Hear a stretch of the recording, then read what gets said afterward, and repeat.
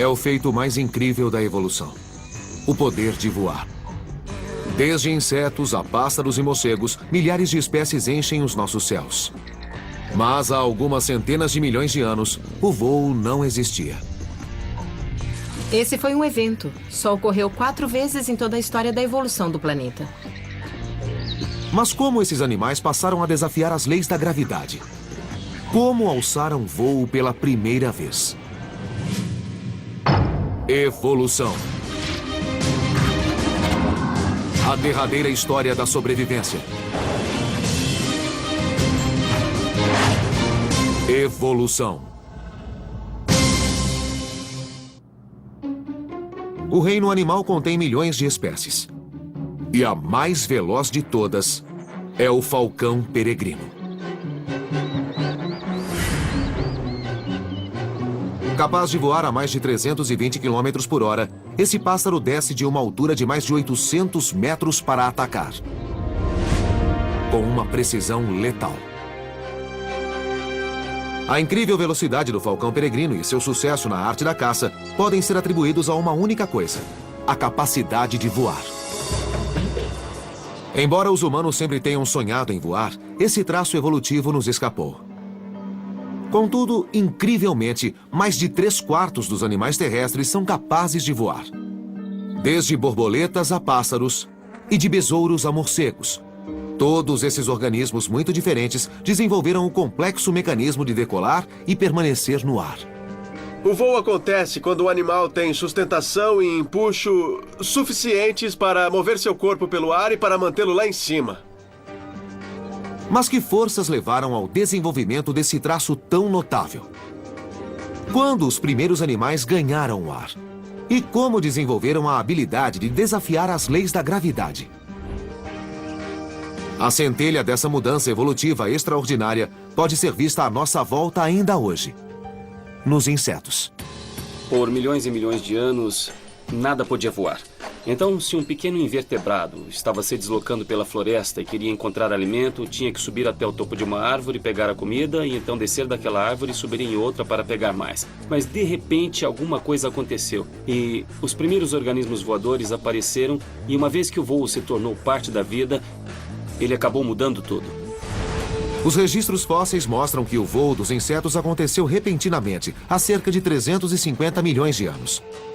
Mutações e a seleção natural produziram as primeiras espécies com asas capazes de erguê-los no ar. Esse acidente evolutivo aleatório agora pode ser visto na anatomia de mais de 1 milhão de insetos. Suas asas evoluíram até ficar parecidas com lâminas longas e curvadas, como dos helicópteros, e sua superfície não é plana. Portanto, são altamente maneáveis em espaços apertados, para que possam encontrar comida e fugir dos predadores com facilidade. Os insetos voam muito bem. Eles podem planar, podem voar rápido, voar para trás, podem fazer curvas bem fechadas e podem voar muito alto.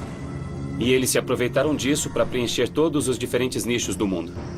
Embora os insetos tenham sido os primeiros animais a voar, eles não seriam os últimos. Para voar, além de ser preciso decolar, uma vez no ar, o animal tem de ser capaz de absorver grandes quantidades de energia e oxigênio para poder se deslocar pelo céu. Considerando as exigências físicas para isso, não é à toa que o animal voador mais pesado da atualidade, o abetar da grande, pesa apenas 20 quilos. Se você observar pássaros de diferentes tamanhos, especialmente na hora de tentar decolar do solo, a primeira coisa que percebemos é que os pássaros grandes têm dificuldade para sair do chão. Mas um dos primeiros animais a voar infringiria todas as regras evolutivas em relação ao tamanho. O primeiro grupo de vertebrados voadores produziria o maior animal voador de todos os tempos. Um pterossauro de 200 quilos, chamado Quetzalcoatlus. Este é o Quetzalcoatlus, o maior animal voador de todos os tempos, com uma envergadura de cerca de 10,5 metros. E esse animal sobrevoava o oeste da América do Norte. Com as asas totalmente abertas, sua envergadura equivalia a 3 carros estacionados, um diante do outro. Imagine essa coisa vindo para cima de você. O pterossauro tinha a cabeça grande e pontuda, do tamanho de um humano, e quando de pé, no solo, era mais alto do que uma girafa. 4 vezes o tamanho de qualquer animal voador atual, ele era uma anomalia da evolução. Mas quais pressões ecológicas levaram esses animais enormes para o céu? E como isso foi fisicamente possível? Pesando centenas de quilos, parece improvável que, apesar de suas asas enormes, ele pudesse ter gerado força suficiente para fazê-lo decolar. Os pterossauros viveram há 220 milhões de anos e foram os primeiros vertebrados a desenvolverem a capacidade de bater as asas. Seu nome vem do grego pterossauro, que significa lagarto alado. Diferentemente dos pássaros, esses primeiros vertebrados voadores não tinham penas, mas sim uma pele esticada entre seus dedos mínimos até suas costas, formando uma asa. O primeiro grupo de vertebrados a voar, a desenvolver esse traço, foram os pterossauros. Eles são parentes próximos dos dinossauros, mas eles mesmos não são dinossauros. O mundo do pterossauro era muito diferente daquele de hoje. Os dinossauros eram mais altos do que as copas das árvores e, mais abaixo, milhões de insetos voavam em volta de seus pés, juntamente com centenas de espécies de répteis, todos competindo por recursos e alimento. A habilidade de voar abriu numerosas possibilidades ecológicas para os pterossauros. Uma das primeiras, provavelmente, foi a habilidade de pegar insetos voadores no ar. Então, como eles podiam voar, perseguiam insetos voadores, os agarravam e comiam.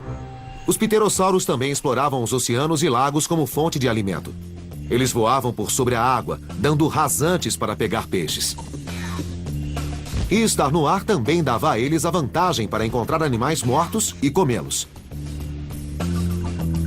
Novas fontes de alimento explicam o desejo de querer alçar voo. Mas como esses gigantes de 200 quilos chegavam lá em cima? Como um animal desse tamanho decolava e permanecia no ar tem sido um mistério desde a sua descoberta. Michael Habib trabalha como biólogo evolutivo na Universidade Johns Hopkins. Ele acredita ter solucionado o mistério sobre como esses répteis monstruosos alçaram voo. No final dos anos 20, um grupo de paleontólogos descobriu um esqueleto de pterossauro em uma escavação no Oregon. Como parte dele, havia um osso da asa, aparentemente comum. E o osso foi considerado insignificante e ficou relegado a uma gaveta no museu por mais de 80 anos. Mas Michael acredita que este simples osso da asa pode conter a resposta para o segredo dessas criaturas enormes terem alçado voo. O osso em questão que foi encontrado é a parte mais importante da asa para se entender como o pterossauro voava. É a parte que praticamente liga a própria asa ao corpo, é onde a maioria dos músculos de voo se prende. Quando falei com os curadores do museu sobre sua coleção de pterossauros, ele foi de fato a última coisa que me mostraram como se fosse insignificante. Eles praticamente haviam esquecido que estava lá. O osso estava incrivelmente bem preservado e Michael sentiu que estava na pista de alguma coisa. Ali, diante dele, poderia estar a parte da anatomia que poderia explicar como um animal 4 vezes maior do que qualquer outra coisa voando pelo planeta poderia gerar força suficiente para decolar e permanecer no ar. Michael queria fazer imagens de raio-x de última geração do interior do fóssil na Faculdade de Medicina da Universidade Johns Hopkins. A primeira coisa que ele notou foi algo que os paleontólogos já sabem há tempos sobre os ossos de pterossauros. Eles são ocos. O fato de serem ocos permite aos ossos serem bem grandes e que seu diâmetro seja bem largo. Isso faz com que sejam muito fortes. Significa que podem aplicar muita força muscular a eles e os ossos aguentarão. Este osso, contudo, não era completamente oco. Michael notou algumas protuberâncias estranhas dentro do osso que se pareciam com vigas de sustentação, semelhantes aos arcobotantes de uma catedral que evitam que as paredes cedam. Eles estão dispostos em direções específicas e a direção mostra onde o osso precisava de mais reforço, onde precisava de maior pressão de dentro para fora para evitar seu colapso. Com essa descoberta, Michael foi capaz de descobrir a utilidade desse osso. Ele era usado para ajudar a impulsionar os pterossauros, como o Quetzalcoatlus, de 200 quilos, e tirá-lo do solo, semelhante a um mergulhador usando um trampolim. Na verdade, para os animais voadores, a decolagem é muito exigente e muito difícil, pois eles têm de acumular muita velocidade em um período de tempo muito curto. Para sair do solo e alçar voo, um animal precisa gerar muita força, e isso requer muita potência muscular. Nos pássaros, vemos isso mais nas pernas traseiras, porque no caso deles não são só as asas que tiram o pássaro do solo. Na realidade, são as pernas. As pernas dão a eles o impulso inicial para que ganhem o ar. A descoberta desse sistema de suportes nos ossos sugere que os membros dianteiros eram fortes o bastante para tirar o pterossauro do chão e lançar seu corpo imenso no ar. Portanto, suas asas eram mais do que apenas um meio para voar. Na verdade, eram pernas dianteiras, que usavam para andar e que os ajudavam a decolar.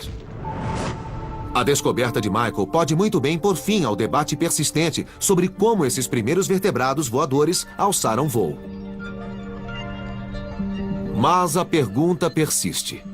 Por que não existe nada deste tamanho voando hoje? A resposta pode ser o próprio tamanho desses animais. Animais grandes precisam de mais comida para se sustentar, e em épocas de dificuldade ou catástrofe ambiental, animais como esse, o pterossauro, que tem uma envergadura de 10,5 metros, teriam muito mais problemas para se alimentar do que um pássaro da fração de seu tamanho. Seu tamanho pode ter causado sua extinção. Mas 150 milhões de anos atrás, outro grupo de animais desenvolvia paralelamente a habilidade de voar ao lado dos pterossauros, com diferentes estratégias de voo, naturalmente selecionadas para seu tamanho e anatomia. Uma coisa interessante é que pássaros pequenos perfazem mais da metade das espécies de pássaros do mundo. Então, em termos evolutivos, indiscutivelmente, os pássaros pequenos tiveram muito mais sucesso do que seus colegas maiores. E a inspiração dos pássaros? Não foram os pterossauros, mas predadores que não voavam. 150 milhões de anos atrás, durante a metade do período Jurássico, a vida proliferava não só em solo, mas muito acima dele, nos céus. Dois caminhos evolutivos paralelos foram o ponto de partida para milhões de espécies de insetos. Os pterossauros já voavam acima das copas das árvores há mais de 100 milhões de anos. Mas eles não estavam mais sozinhos. Uma nova classe de criaturas estava evoluindo de maneira independente, ao lado deles, e levariam o voo a novas alturas.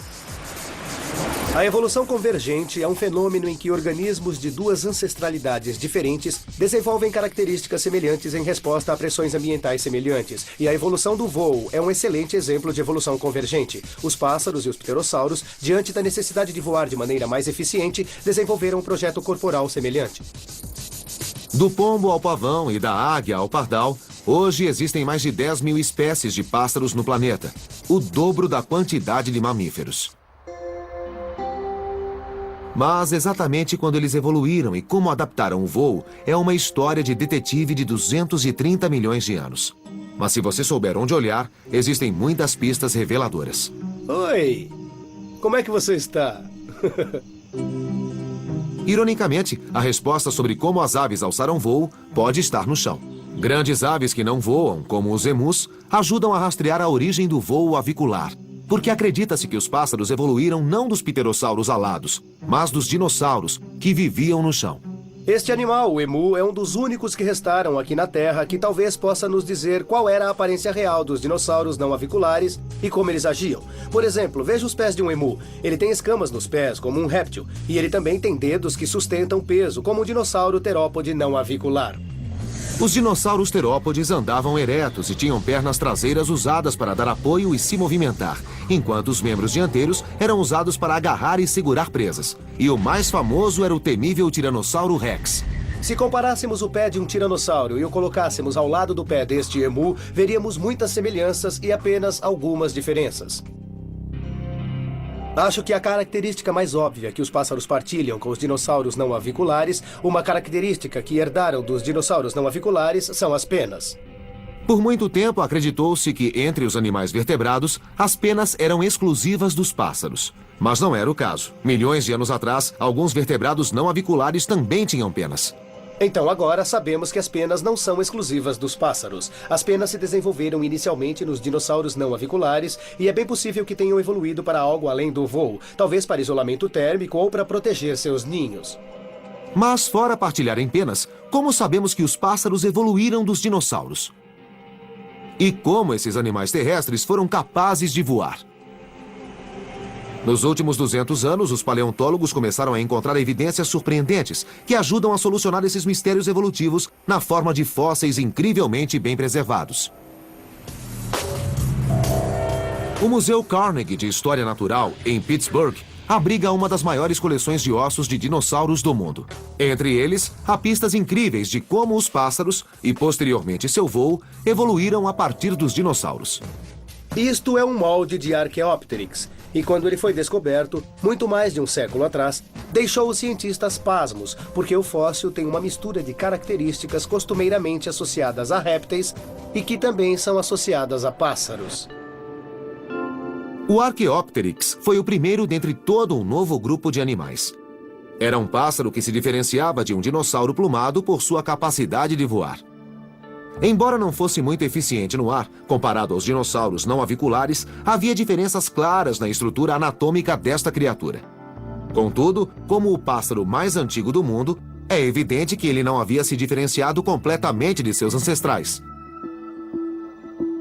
Quando olhamos o esqueleto do Archaeopteryx, vemos muitas características herdadas de seus ancestrais dinossauros e que se perderam nos pássaros modernos. Então, por exemplo, se olharmos para o crânio de um Archaeopteryx, vemos que ele mantém dentes minúsculos e todos os pássaros conhecidos da atualidade são desdentados. Também vemos uma cauda longa e óssea no Archaeopteryx, uma característica dos dinossauros. Olhando para a mão do Archaeopteryx, podemos ver que seus dedos ainda têm grandes garras curvas nas pontas, e essa é uma característica que ele partilha com os dinossauros.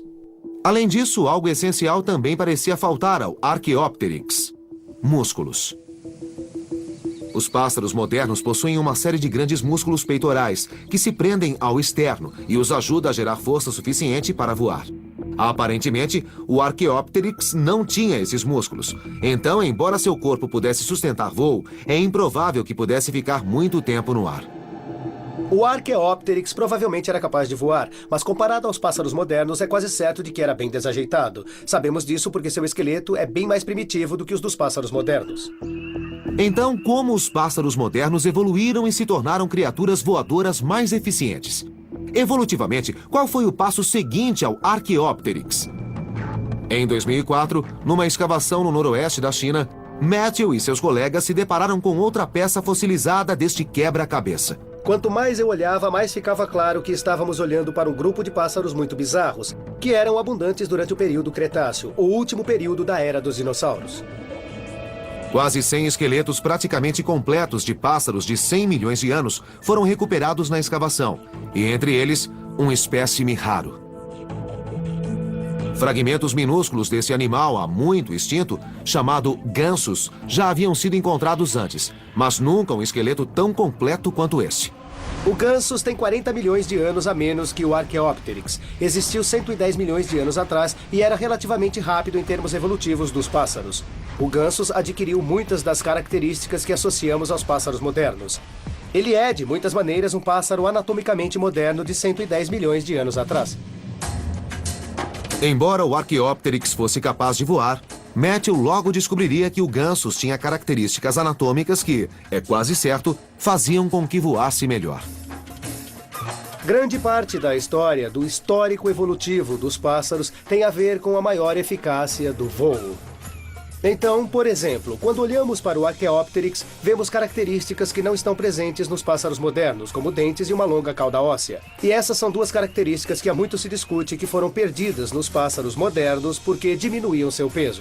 A perda de dentes, a cauda mais curta e outros detalhes distintos parecem fazer do Gansus um animal intermediário entre o Archaeopteryx, que estava mais para dinossauro, de um lado, e os pássaros modernos do outro. Mas o fóssil possuía os músculos peitorais que poderiam ajudá-lo a decolar com mais facilidade que o Archaeopteryx. O problema era que, embora o fóssil de Gansus estivesse completo, também estava muito achatado, tornando quase impossível ver certas características anatômicas dessa nova espécie. Será que as questões básicas desse mistério permaneceriam sem resposta? Felizmente, Matthew pôde recorrer a uma equipe de paleoescultores e artistas do Museu Carnegie de História Natural para tentar recriar a imagem deste antigo pássaro.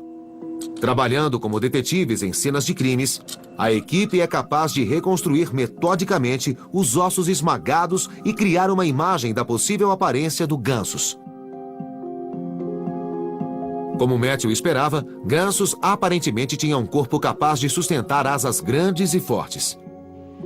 A presença de um externo ósseo no gansos significa que essa criatura provavelmente tinha músculos peitorais grandes, se comparado àqueles relativamente mais franzinos, vistos no Archaeopteryx.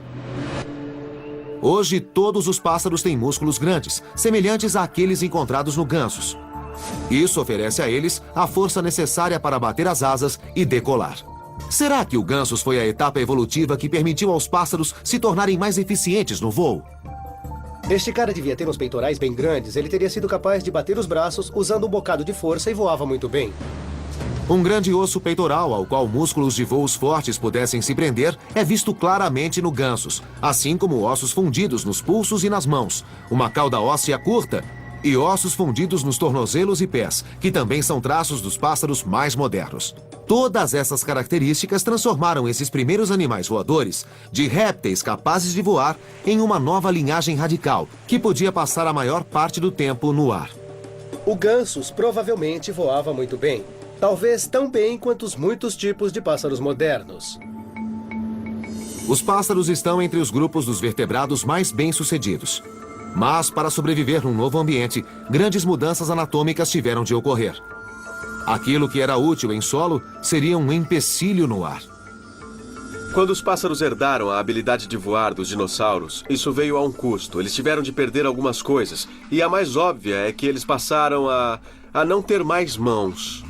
Todos os ossos dos dedos agora estão incorporados à asa e existem penas presas a eles. Portanto, eles não são mais capazes de manipular nada, nem se defender em solo. Contudo, apesar dessa perda, os registros fósseis mostram claramente que a transição evolutiva de dinossauros em pássaros foi um grande triunfo e que, com o passar do tempo, os pássaros se espalharam cada vez mais. Esses grupos que desenvolveram a habilidade de voar e se diversificaram em centenas ou milhares de espécies passaram a preencher muitos nichos diferentes no meio ambiente. Esses fósseis incríveis, como o do Archaeopteryx e do gansos, nos ajudam a entender quais características anatômicas definem um pássaro e quando eles evoluíram. Mas quais foram os fatores ambientais que obrigaram os pássaros a irem para o ar? Ao tentar examinar a origem do voo dos pássaros, precisamos responder a algumas perguntas. E talvez a maior delas seja: quais foram as forças seletivas que levaram os pássaros para o ar? O que acontecia em terra que transformou dinossauros plumados de duas pernas em mestres dos céus? Graças aos registros fósseis, sabemos que as aves que eram capazes de voar evoluíram dos dinossauros há mais de 140 milhões de anos. Mas o maior mistério de todos ainda permanece. Quais forças teriam levado criaturas terrestres a ocupar os céus? Quando alguém pergunta qual era o comportamento de um fóssil, é claro que essa é uma área especulativa, para dizer o mínimo. Como explicamos cada um dos estágios de transição da história evolutiva dos pássaros até hoje? Ken Dial, professor de biologia na Universidade de Montana, acha que a resposta para a evolução do voo não está nos ossos de animais mortos há tempos, mas nos padrões de comportamento daqueles que vivem hoje. O que estamos tentando fazer é tentar pegar emprestado do presente para tentar interpretar os comportamentos em potencial das criaturas fósseis. Ken e seu colega Brandon Jackson administram um centro de pesquisas de voo nos sopés das montanhas de Montana. O foco de seu trabalho é descobrir a origem do voo dos pássaros. Por que os pássaros precisam voar? Por que eles querem voar? Ken acredita que, de início, os pássaros voavam devagar. Com o decorrer do tempo, as pressões ambientais, como escapar de predadores, os empurraram na direção dos céus e várias adaptações físicas permitiram que chegassem lá. Se isso for verdade, de acordo com Ken, muitos pássaros ainda podem ter o comportamento de seus ancestrais terrestres embutido dentro deles. Em outras palavras, diante da opção de usar suas asas ou seus pés, os pássaros preferirão ficar em terra. Para testar sua hipótese, Ken e Brandon põem pássaros na posição de escolher entre voar e manter seus pés na terra. Eles pegam pássaros perfeitamente capazes de voar e os colocam no pé de uma rampa com uma grande inclinação. Lá vamos nós. E o que observam é que esses pássaros escolhem correr, mantendo os 2 pés no chão, ao invés de voar para a frente superior da rampa. E mudar a inclinação da rampa não altera o resultado. Começando com uma inclinação de 30 graus, depois 60, 75 e finalmente 90. Todas as vezes, os pássaros escolhem correr a voar. Ao analisar o ângulo que eles tentam escalar, aprendemos uma coisa muito, muito especial.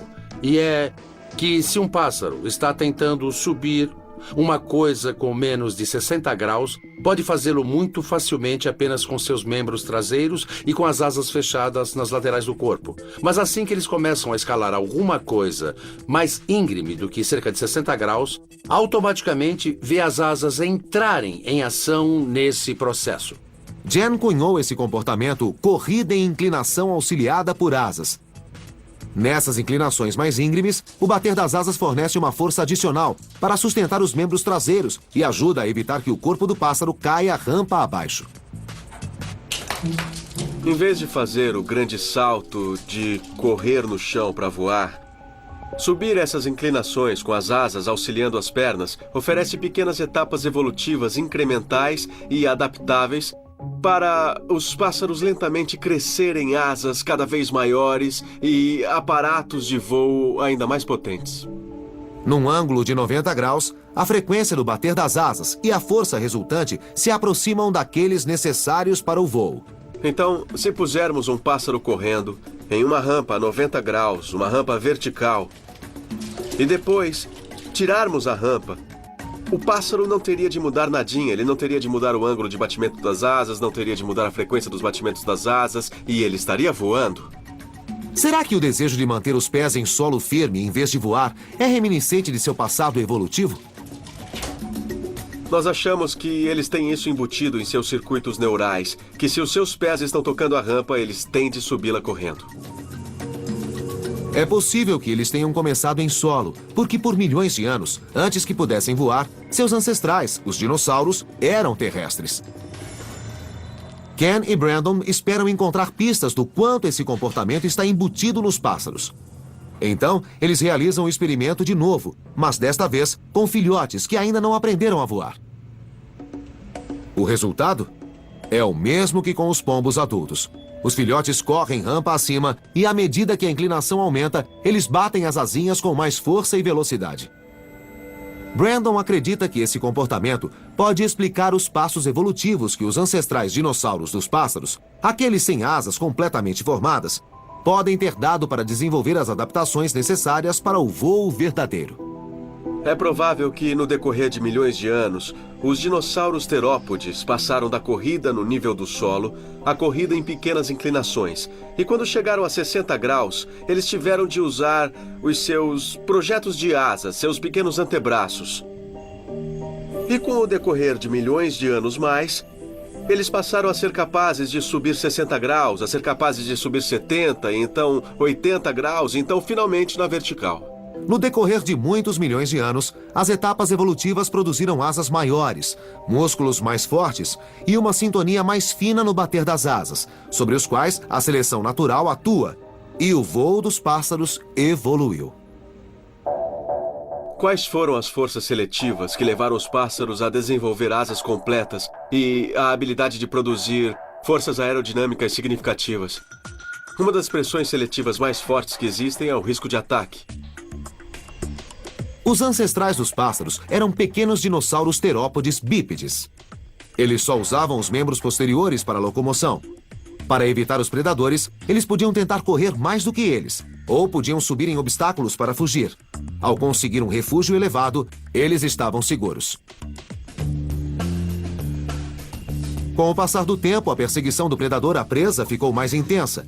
E para fugir, esses pequenos terópodes tiveram de desenvolver a habilidade de subir inclinações cada vez mais íngremes para fugir, até terem a potência necessária para voar. Uma vez no ar, longe dos predadores abaixo deles, os pássaros também podiam aproveitar outros benefícios, como fontes de alimento mais diversificadas e prontamente disponíveis. O voo permite que os pássaros explorem nichos que os animais que não voam não podem explorar. A habilidade de pairar sobre uma pradaria e caçar pequenos roedores, como os falcões e as águias fazem, só está disponível como nicho para os animais que voam. O experimento de Ken pode finalmente ter provado como e por que os pássaros começaram a voar. Mas como eles desafiam as leis da gravidade e permanecem no ar? Os pássaros tinham evoluído e alçado o voo. Mas a pergunta permanece. Como eles aparentemente desafiam as leis da gravidade e permanecem no ar? A resposta simples parece sugerir que é batendo as asas. Mas o processo evolutivo que permitiu aos pássaros serem bem-sucedidos nos céus exigiria uma série de adaptações físicas singulares. Os insetos, os primeiros animais a voar, são muito leves. Portanto, não requerem muita energia para permanecer no ar. E, diferentemente dos pássaros, eles não ficam no ar por períodos prolongados. Os vertebrados voadores, como os pássaros, são maiores e precisam de grandes quantidades de energia para poder produzir as forças aerodinâmicas necessárias para impulsioná-los para frente. E para os pássaros, o motor principal para produzir essas forças são suas asas. Em um avião, você tem um motor e uma asa, e o motor produz forças para superar o arrasto, e a asa produz forças para superar a gravidade. Mas em um pássaro, a asa produz tanto empuxo como sustentação. Evolutivamente, os pássaros têm as características físicas perfeitas para a vida nos céus. Suas asas são naturalmente curvas em cima e relativamente planas embaixo. A sustentação é criada pelo ar fluindo mais rápido por cima, fazendo com que ele seja puxado para cima, assim como a pressão adicional exercida na parte de baixo da asa. E quando batem as asas, eles geram força suficiente para se deslocar pelo céu, e não apenas planar. Os pássaros produzem todas as forças aerodinâmicas necessárias no movimento descendente. Então eles movem as asas a partir da parte superior do corpo, usando seus músculos peitorais para forçar a asa para baixo. Isso produz toda a sustentação e todo o empuxo. 95% da força necessária para o movimento descendente da asa vem de um único músculo, o músculo peitoral. Em média, cerca de 1/5 da massa corporal de um pássaro é devotada a este músculo principal, que permite o voo. À medida que esse músculo evoluiu e ficou maior, foi capaz de gerar ainda mais energia e fazer com que os pássaros voassem ainda melhor. E para o voo dos pássaros, a direção também é crucial.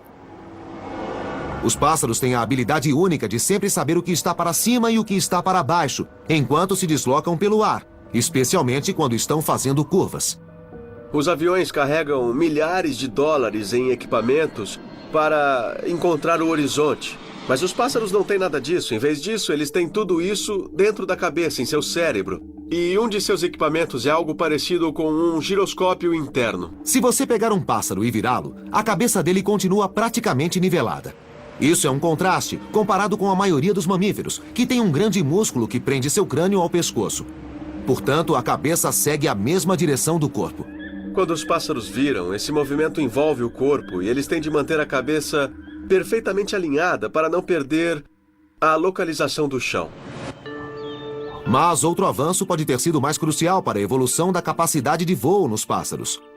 O segredo para o sucesso de praticamente todos os animais terrestres é a capacidade de processar oxigênio. Para ter energia necessária para voar, os pássaros utilizam o oxigênio de uma maneira revolucionária. O problema é que eles têm que ingerir quantidades enormes de energia e oxigênio. O segredo está na estrutura interna dos pássaros. Eles, como os pterossauros, têm ossos ocos, que se ligam a sacos cheios de ar. Esses ossos pneumáticos dentro do esqueleto são indicativos da presença de um sistema de saco alveolar. Um sistema de saco alveolar existe lá para fornecer o oxigênio exigido para o voo. Mas o que é um sistema de saco alveolar? E como ele funciona? Leon Claessens, um paleontólogo de vertebrados do College of the Holy Cross, estuda esse sistema complexo em várias espécies de pássaros. Diferentemente dos pulmões dos mamíferos, que se expandem e contraem quando inalamos e exalamos, os pulmões dos pássaros têm um tamanho fixo. Seu volume nunca se altera quando o ar fresco, rico em oxigênio, é inalado e o ar usado, rico em dióxido de carbono, é exalado. Mas o que um pássaro tem para mover o ar através de seu sistema respiratório é toda uma série dos chamados sacos alveolares, que são extensões parecidas com balões que se prendem às várias vias aéreas. Passando o ar entre vários sacos alveolares, os pássaros são capazes de manter um fluxo de ar altamente eficiente através de seus pulmões, continuamente extraindo o oxigênio dos pulmões do ar armazenado nesses sacos, tanto quando inalam como quando exalam. No Concorde Field Station, na Universidade de Harvard, Leon e seus associados utilizam uma técnica de raio-x em vídeo chamada cinerradiografia para observar como esse sistema singular de sacos alveolares funciona. Leon posiciona o pássaro dentro do dispositivo, onde o vídeo captura as imagens dos sacos alveolares em funcionamento. Nós podemos ver bem aqui neste filme que, à medida que a caixa torácica aumenta, a maioria desses sacos alveolares, especialmente aqueles mais próximos à região da cauda do animal, aumentam muito de tamanho. Esses sacos alveolares permitem ao animal movimentar o ar constantemente, conforme e quando ele é necessário, e oferece a eles um dispositivo respiratório altamente eficiente, que é exclusivo dos pássaros.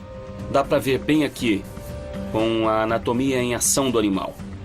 Este é um dos projetos mais elegantes e mais eficientes existentes em qualquer vertebrado ou em qualquer animal com coluna vertebral em seu processo de respiração. Hoje, todos os pássaros possuem sacos alveolares e há evidências de que estavam presentes em alguns dinossauros. Portanto, eles devem ter evoluído muito antes dos pássaros ganharem os céus. Nos dinossauros grandes, como o tiranossauro, temos evidências da presença de sacos alveolares, pois existem aberturas em ossos, onde parte desses sacos alveolares invadiram os ossos.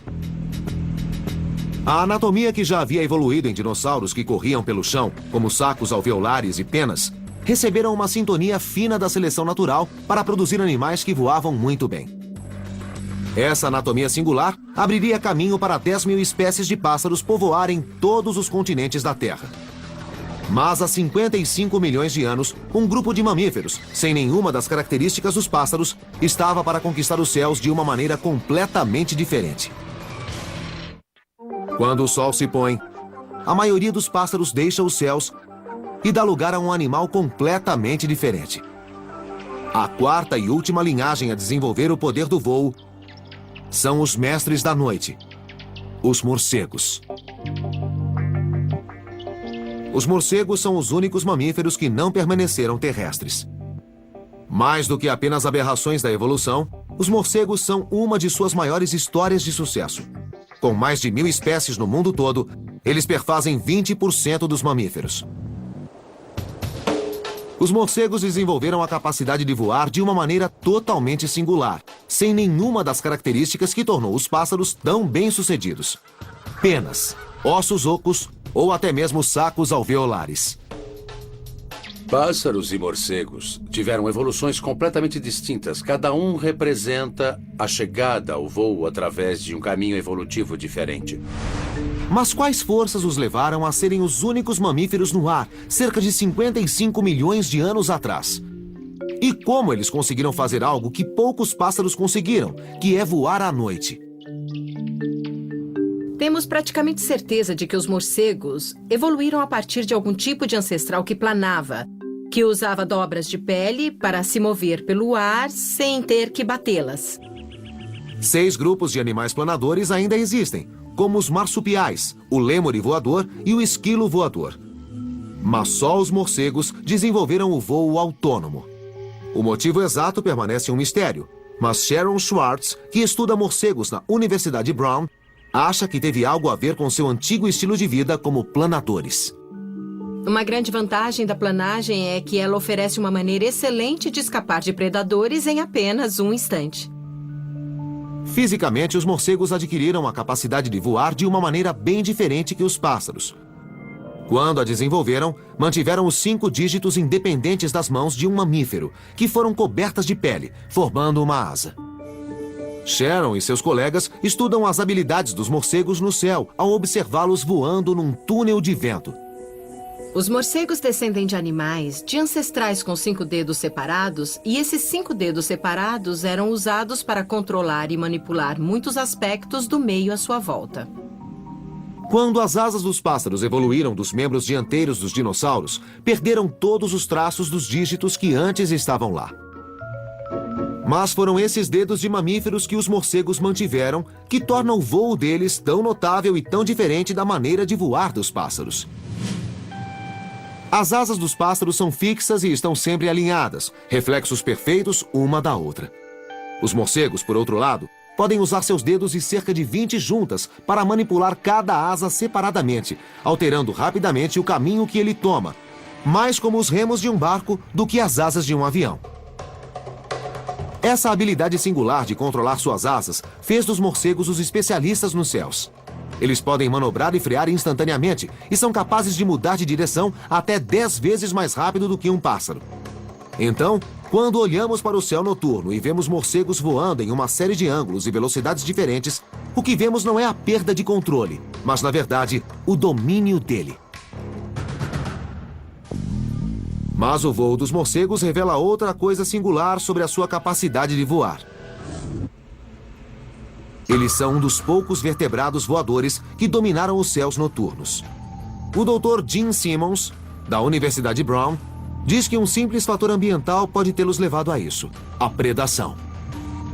À noite, existem quantidades enormes de insetos que evoluíram para ficar ativos, em parte para evitarem ser atacados ou comidos por pássaros. E hoje, os morcegos estão lá explorando esse enorme recurso que são os insetos que voam à noite, sem ter grande concorrência. O alimento pode ter levado algumas espécies de morcegos para os céus noturnos. Mas como eles fazem isso? Não esqueça que eles estão voando na escuridão total, então, na maioria das vezes, a informação visual sequer está disponível para eles. Quais foram os traços desenvolvidos por eles para poder navegar no escuro?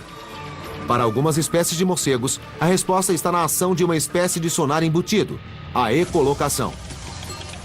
A ecolocação é o processo em que animais fazem um chamado para o meio e ouvem o eco desses chamados, que retornam de vários objetos à sua frente.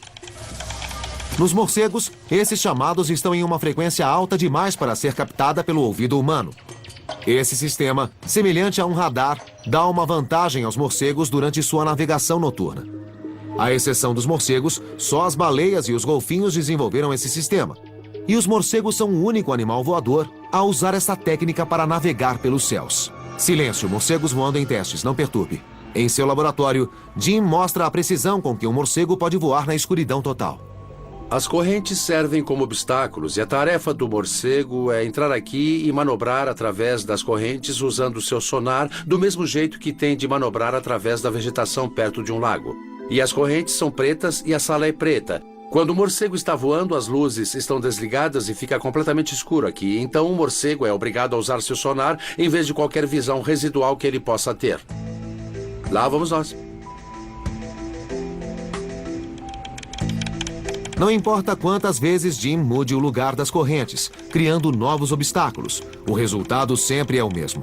Os morcegos conseguem navegar com segurança de um extremo a outro da sala na escuridão total, contando apenas com a ecolocação.